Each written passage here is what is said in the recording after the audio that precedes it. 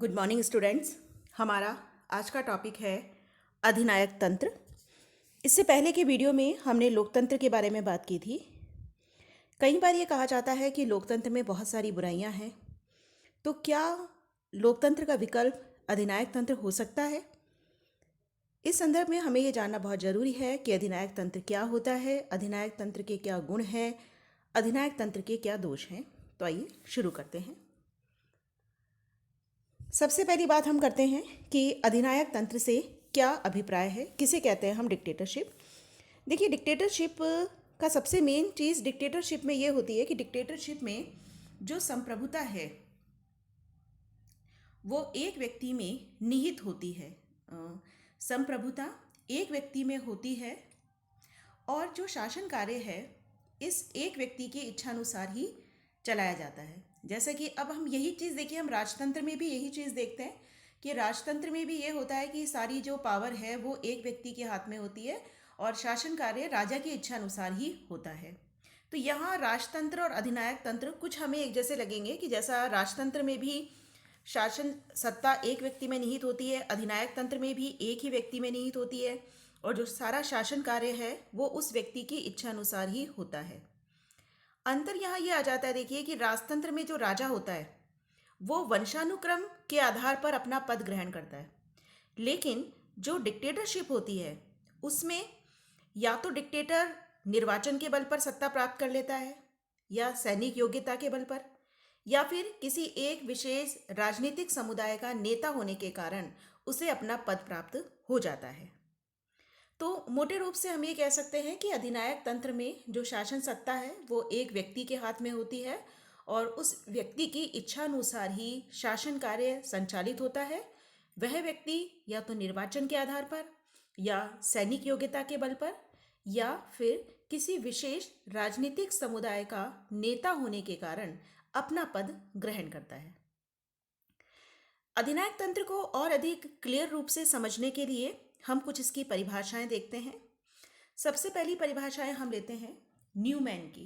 Newman ने यह कहा था कि अधिनायक तंत्र से हमारा अभिप्राय एक व्यक्ति अथवा व्यक्तियों के समूह के शासन से है जो राज्य में सत्ता पर बलपूर्वक अधिकार कर लेते हैं और उसका असीमित रूप से प्रयोग करते हैं। देखिए, डिक्टेटरशिप में दो बातें कही है न्यूमैन ने।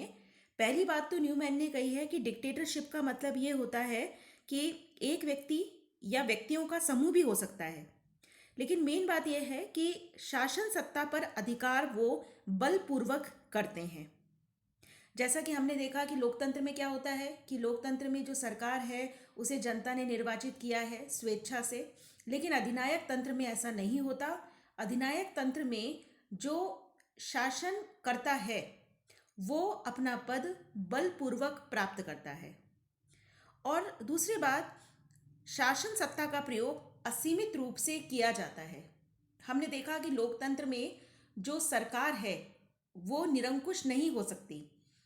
लोकतंत्र विश्वास करता है संविधानवाद में, सीमित शक्तियों वाले शासन में, लेकिन डिक्टेटरशिप में ऐसा नहीं होता। डिक्टेटरशिप में जो डिक्टेटर है वो असीमित रूप से अपनी शक्तियों का प्रयोग कर सकता है। तो न्यूमैन ने दो बातें कही है अधिनायक तंत्र के बारे में कि एक तो अधिनायक तंत्र में ये होता है कि जो भी व्यक्ति है वो सत्ता पर बलपूर्वक अधिकार करता है, और दूसरी बात ये कि शासन सत्ता का प्रयोग वो असीमित रूप से कर सकता है। नेक्स्ट है फोर्ड के अनुसार। फोर्ड का ये कहना है कि राज्य के अध्यक्ष द्वारा असाधारण और विधानेतर सत्ता प्राप्त कर लेना ही अधिनायक तंत्र है।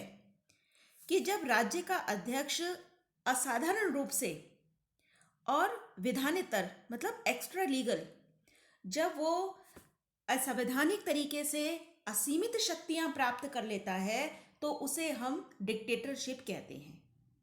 नेक्स्ट है सॉल्टाउ के अनुसार। सॉल्टाउ का ये कहना था कि यह एक व्यक्ति का शासन होता है जो अपना पद वंश परंपरा से प्राप्त नहीं करता, बल्कि शक्ति या सहमति या दोनों के संयोग से प्राप्त करता है, उसके पास पूर्ण संप्रभुता होनी चाहिए, जिसका प्रयोग वह कानूनों की अपेक्षा मनमाने आदेश जारी करके करता है। तो यहाँ हमें दो विशेषताएं पता लग रही है डिक्टेटरशिप की, कि एक तो जो डिक्टेटर होता है उसमें उसके पास पूर्ण संप्रभुता होती है, उसके पास असीमित शक्तियां होती है और वो उन शक्तियों का प्रयोग मनमाने तरीके से कर सकता है। तो इन सब परिभाषाओं के आधार पर हम ये कह सकते हैं कि अधिनायक तंत्र से अभिप्राय है एक व्यक्ति या कुछ व्यक्तियों का शासन जो मनमाने तरीके से शासन सत्ता पर अधिकार कर लेते हैं और उनके पास असीमित रूप से शासन सत्ता होती है, पूर्ण संप्रभुता उनके पास होती है, जिनका प्रयोग वह मनमाने आदेश जारी करके कर सकता है। अब हम देखते हैं कि अधिनायक तंत्र के क्या क्या लक्षण हैं। सबसे पहला लक्षण हम लेते हैं इसमें सर्वाधिकारवाद। सर्वाधिकारवाद का अभिप्राय ये होता है कि सर्वाधिकारवादी राज्य एक ऐसा राज्य होता है जिसके पास संपूर्ण सत्ता होती है और मानव जीवन के सभी क्षेत्रों पर उसका कंट्रोल होता है। तो जो अधिनायक तंत्र है वो भी एक सर्वाधिकारवादी राज्य में विश्वास करता है। अधिनायक तंत्र में जो राज्य होता है, राज्य मानव जीवन के सभी पक्षों पर कंट्रोल रखता है। असीमित शासन सत्ता राज्य के पास होती है। जैसा कि जो मुसोलिनी था, मुसोलिनी कहा करता था कि सब कुछ राज्य के अंतर्गत है, राज्य के बाहर कुछ भी नहीं, राज्य के विरुद्ध कुछ भी नहीं। अर्थात जो अधिनायक तंत्र है वो एक सर्वाधिकारवादी राज्य में विश्वास करता है, एक ऐसा राज्य जिसके पास असीमित शक्तियां हो और नागरिक जीवन के सभी पक्षों पर जिसका पूर्ण नियंत्रण हो। दूसरा पॉइंट है प्रजातंत्र का विरोध। अधिनायक तंत्र प्रजातंत्र का विरोधी है। जैसा कि हम जानते हैं कि प्रजातंत्र विश्वास करता है व्यक्तियों की स्वतंत्रता में, व्यक्तियों की समानता में, व्यक्तियों के विवेक में, व्यक्ति के व्यक्तित्व में, लेकिन अधिनायक तंत्र इन सब का विरोधी है और इसीलिए अधिनायक तंत्र प्रजातंत्र का भी विरोधी है। अधिनायक तंत्र जो है वो लोकतंत्र को कहता है सड़ा हुआ शव, और संसद को कहा है इन्होंने बकवास की दुकानें। तो हम समझ सकते हैं कि चूंकि दोनों के वैल्यूज अलग हैं, दोनों के आदर्श अलग हैं, तो इसलिए अधिनायक तंत्र और लोकतंत्र दोनों एक दूसरे के विरोधी हैं। नेक्स्ट है एक दल, एक नेता और एक कार्यक्रम। अधिनायक तंत्र एक दल में विश्वास करता है। यहाँ भी हम इसको लोकतंत्र से कंपैरिजन करते हुए देखते हैं। देखिए, लोकतंत्र विश्वास करता है बहुदलीय प्रणाली में, लेकिन अधिनायक तंत्र का विश्वास है कि एक दल होना चाहिए, एक दल का शासन होना चाहिए। दूसरी चीज एक नेता। इनका ये मानना है कि कोई एक व्यक्ति राज्य में सर्वोच्च नेता होना चाहिए, और इसका कारण यह है कि इनका ये मानना है कि जब कोई एक व्यक्ति राज्य में ऐसा होगा जिसके प्रति पूरी प्रजा का सम्मान है, पूरी प्रजा जिसके प्रति श्रद्धा रखती है, तो इससे राज्य में राष्ट्रीय एकता का संचार होता है। तो ये एक नेता में विश्वास करते हैं। साथ ही एक कार्यक्रम। जो अधिनायक तंत्र होता है उसमें हर एक शासक दल का एक निश्चित कार्यक्रम होता है। जैसा कि हम बात करें, इटली में हिटलर था, इटली में मुसोलिनी था या जर्मनी में हिटलर था, तो इनका एक निश्चित कार्यक्रम रखा। हिटलर ने अपने आप को पॉपुलर करने के लिए जनता के सामने एक अपना निश्चित कार्यक्रम प्रस्तुत किया। तो जहाँ भी डिक्टेटरशिप होती है उसका अपना एक निश्चित कार्यक्रम होता है। वो केवल एक पॉलिटिकल पार्टी में विश्वास करते हैं, उनका विश्वास एक दल, एक नेता और एक कार्यक्रम में होता है। नेक्स्ट है व्यक्तिगत स्वतंत्रता का शत्रु। जैसे कि अभी हमने बात की कि जहां लोकतंत्र व्यक्तिगत स्वतंत्रता का समर्थक है, स्वतंत्रता लोकतंत्र का एक मुख्य आधार स्तंभ है, लेकिन इसके विपरीत जो अधिनायक तंत्र है वो विश्वास करता है एक व्यक्ति के शासन में, एक दल के शासन में। और उसका इसीलिए वो ये चाहता है कि भाई राजनीतिक विरोध नहीं होना चाहिए, और चूंकि राजनीतिक विरोध ना हो इसलिए वो व्यक्तिगत स्वतंत्रता का विरोधी है। जैसा कि इटली में भी मुसोलिनी ये कहा करता था कि विश्वास, आज्ञा पालन और युद्ध, उसका युवाओं के लिए ये एक आदेश था कि विश्वास करें, कि आप केवल राज्य में विश्वास करें, राज्य की आज्ञाओं का पालन करें और युद्ध करें। नेक्स्ट है जनमत निर्माण के साधनों पर कठोर नियंत्रण। जहां अधिनायक तंत्र होता है वहां जनता को अपने विचार अभिव्यक्त करने की स्वतंत्रता नहीं होती, और जनमत निर्माण के जो साधन होते हैं जैसे समाचार पत्र हैं, साहित्य है, रेडियो है, टेलीविज़न है, ये सब सरकार के नियंत्रण में रहते हैं। और इसका उद्देश्य ये होता है कि अधिनायक तंत्र जो है वो ये मान के चलता है कि यदि अधिनायक तंत्र को सक्सेस करना है तो ये जरूरी है कि व्यक्ति के विचारों पर कंट्रोल रखा जाए। और उनका मेन मकसद ये होता है कि जो जनमत है, जनता का जो मत है वो उनके समर्थन में रहे। इसलिए क्या किया जाता है कि जनमत निर्माण के जो साधन हैं उन्हें स्वतंत्रता नहीं दी जाती। जनमत निर्माण के सभी साधन सरकार के नियंत्रण में रहते हैं। नेक्स्ट है उग्र राष्ट्रवाद में विश्वास। अधिनायक तंत्र उग्र राष्ट्रवाद में विश्वास करता है। अधिनायक तंत्र का मुख्य उद्देश्य ये होता है कि जनता उनके पूर्ण कंट्रोल में रहे। इसके लिए वो जनता में राष्ट्रभक्ति की जो भावना है उसको एक्सट्रीम लेवल तक पहुंचा देते हैं। और उनका उद्देश्य ये होता है कि जो जनता है वो ये माने कि केवल उनका देश ही अच्छा है, उनकी संस्कृति ही अच्छी है, और दूसरे देशों को या दूसरे देशों की संस्कृति को जनता तुच्छ माने, छोटा माने।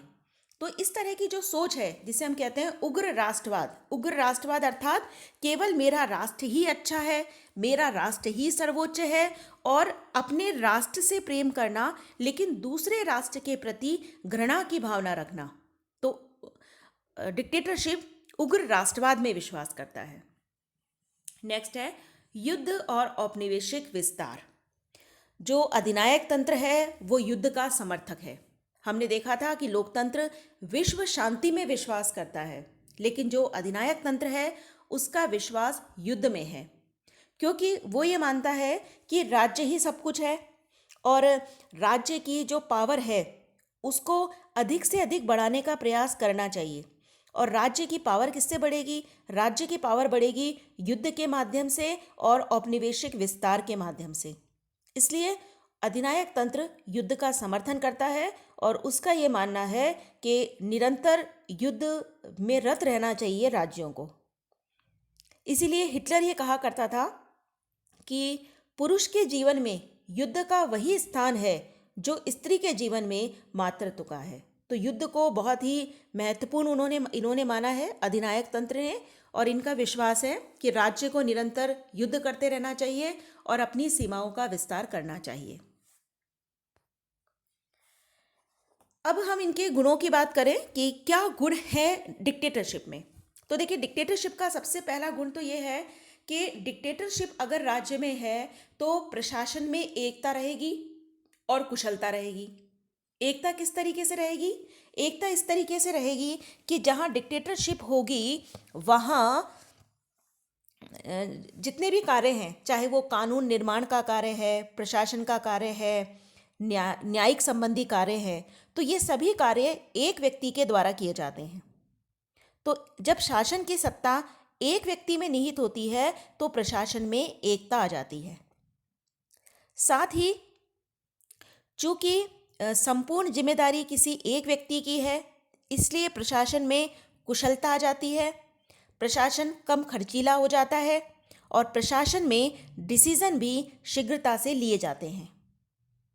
नेक्स्ट है उत्तरदायित्व का विभाजन नहीं।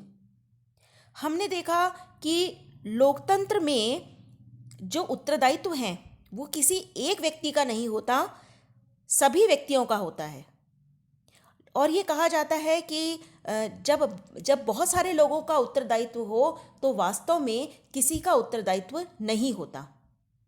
लेकिन डिक्टेटरशिप में जो पूरा उत्तरदायित्व है वो केवल एक अधिनायक, जो जो डिक्टेटर है वहाँ का, सारी जिम्मेदारी केवल उसी पर रहती है।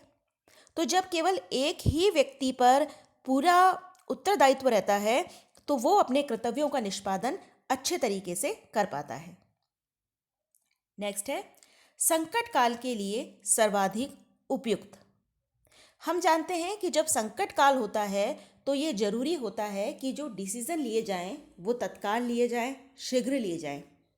और अधिनायक तंत्र का एक पॉजिटिव पक्ष ये है कि जब संकट काल होता है तो चूंकि अधिनायक तंत्र में डिसीजन लेने की पावर केवल एक के पास होती है, तो जो डिसीजन लेने का कार्य है वो शीघ्रता से किया जा सकता है।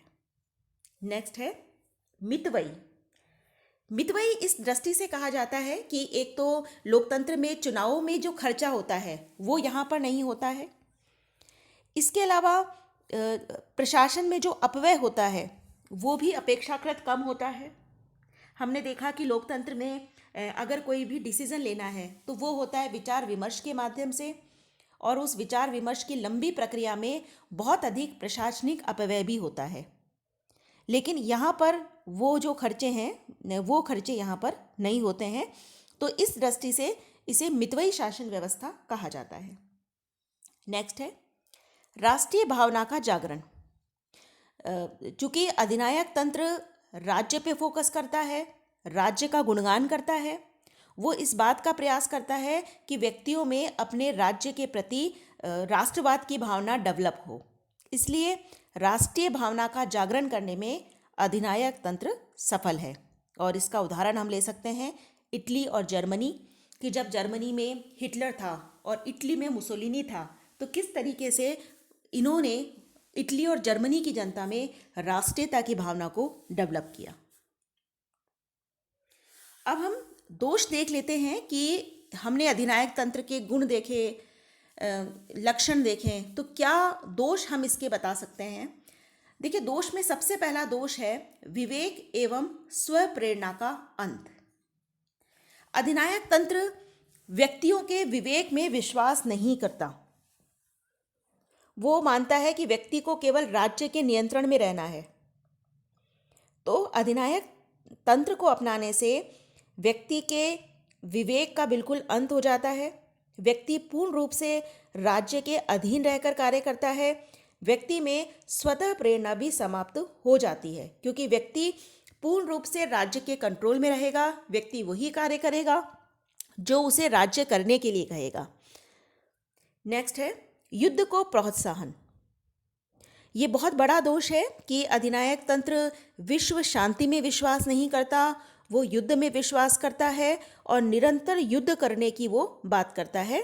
तो ये बहुत ही गलत है, इससे विश्व शांति को खतरा है, क्योंकि अधिनायक तंत्र युद्ध को प्रोत्साहन देता है, युद्ध निरंतर जारी रखने की बात करता है।